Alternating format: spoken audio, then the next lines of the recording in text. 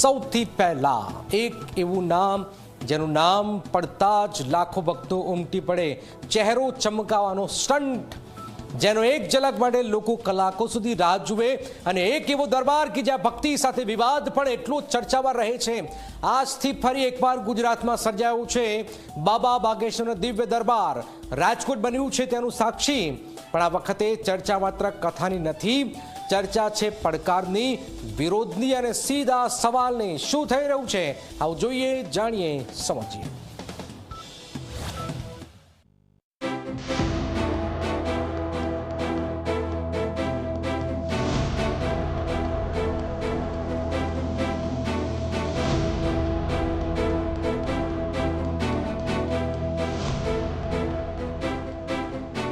રાજકોટનું racecourse મેદાન ભક્તિના રંગે રંગાયું છે. આજથી 7 જૂન દરમિયાન અહીં સનાતન સેતુ હનુમંત કથાનો ભવ્ય પ્રારંભ થયો છે. સૌરાષ્ટ્ર સનાતન સમિતિ દ્વારા આયોજિત આ કાર્યક્રમમાં વિશાળ ડોમ અને ભવ્ય સ્ટેજ તૈયાર કરાયો છે, જ્યાં લાખો શ્રદ્ધાળુઓનો જનસાગર ઉમટ્યો છે. સનાતન ધર્મમાં અટૂટ શ્રદ્ધા ધરાવતા લોકો બાબાની એક ઝલક મેળવવા આતુર છે, પરંતુ જ્યાં બાબા બાગેશ્વર હોય ત્યાં વિવાદ ન હોય એવું બને ખરું. કથાની જાહેરાત થઈ ત્યારથી જ કેટલાક લોકો પોતાનો ચહેરો ચમકાવવા તલપાપડ છે, જેમાં મોખરે છે પાટીદાર અગ્રણી અને વકીલ પુરુષોત્તમ પીપળિયાએ અંધશ્રદ્ધાના નામે બાબાના દિવ્ય દરબારને પ્રેત દરબાર ગણાવ્યો છે અને એ ડિવિઝન પોલીસ સ્ટેશનમાં કાર્યક્રમ મૂકવા અરજી આપી છે.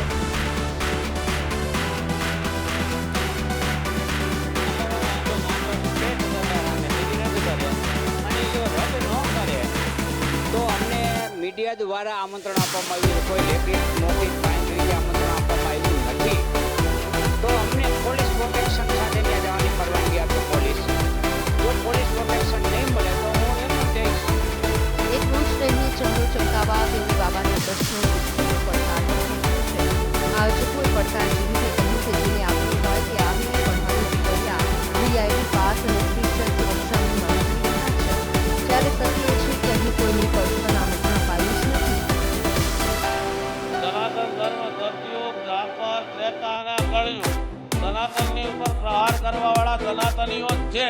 આ વર્ષોથી આદિકાળથી પરંપરા ચાલી આવે છે. સૌ પોતપોતાનો મત રજૂ કરે છે. જેમણે ચેલેન્જ આપી એને મીડિયાના માધ્યમથી બાબાશ્રીની આજ્ઞાથી આયોજન સમિતિએ કીધું છે કે આપ પધારો, કથા શ્રવણ કરો અને દિવ્ય દરબારનો લાભ લ્યો. આપના પ્રશ્નોનો જવાબ પણ બાબા જાહેર મંચ ઉપરથી આપશે. શરતો મૂકી, એ શરતોનું એમણે તંત્ર પાસે કે પોલીસ તંત્ર પાસે પ્રોટેક્શન માંગવાનું હોય. સમિતિને રાજ્ય સરકારે કે સરકારે એવો કોઈ પાવર નથી આપ્યો કે અમે કોઈને પ્રોટેક્શન આપીએ છીએ. અમે બાંહેધરી આપીએ છીએ કે ગ્રાઉન્ડમાં એમની સાથે કોઈ ખરાબ વર્તન નહીં થાય. બીજી તરફ વિજ્ઞાન જાથાના ચેરમેન જયંત પંડ્યા, જેઓ અવારનવાર લોકોની આસ્થા પર પ્રહાર કરવા માટે જાણીતા છે, તેમણે કથા મંડપની સામે જ રેલી અને ધરણાની જાહેરાત કરી હતી, પરંતુ પોલીસે મંજૂરી ન આપતા પંડ્યાના તમામ પ્લાન પર પાણી ફરી વળ્યું છે. આશ્ચર્યની વાત એ છે કે વિરોધ કરનારા જયંત પંડ્યા હવે અચાનક ભૂકંપમાં ઉઠી ગયા છે. છેલ્લા 2 દિવસથી તેમને ફોન પણ બંધ આવી રહ્યો છે. અમારી ટીમે તેનો સંપર્ક કરવાના અનેક પ્રયાસ કર્યા, પણ વિરોધ તૂટી જતા જ તેઓ ગાયબ થઈ ગયા છે. દેશ વિદેશમાં આપણી શૈલીની હનુમંતતા અને દિવ્ય દરબારનું લાખો સારા પંડિત વિરેન્દ્ર શાસ્ત્રીની આજથી રાજકોટમાં કથાનો પ્રારંભ થવા જઈ રહ્યો છે. આ કથા પહેલા જ જાતાના ચેરમેન જયંત પંડ્યાએ એક મોટો વિવાદ કર્યો હતો. પોતાને ધર્મની ઉપર માનનારા જયંત પંડ્યાએ વિરેન્દ્ર શાસ્ત્રીની અંધશ્રદ્ધા ફેલાવતા હોવાનો આરોપ મૂક્યો હતો. माता पिता से ज्यादा हमारी परीक्षा होती है. हर जगह लोग ऐसे रहते हैं. हम यही कहें कि लोग हम पर टिप्पणियां करते हैं, कभी उन पर भी टिप्पणियां करें. देश को गजबाए हिंद बनाना चाहते हैं, देश में लंघात फैलाते हैं, हमको धर्मांतरण रोक रहे हैं. हम पर इसलिए टिप्पणियां करते हैं क्योंकि हम हिंदू राष्ट्र बनाने की बात करते हैं और धर्मांतरण रोकने की बात करते हैं.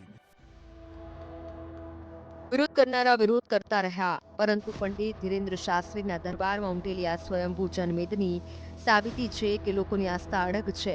સનાતન આસ્થાના મહાકુંભ સામે વિવાદ ઉભા કરવાના તમામ પ્રયાસો હાલ તો નિષ્ફળ સાબિત થયા છે અને રાજકોટ બાગેશ્વર ધામના રંગમાં રંગાઈ ચૂક્યું છે. ગૌરવ દવે, ઝી મીડિયા, રાજકોટ.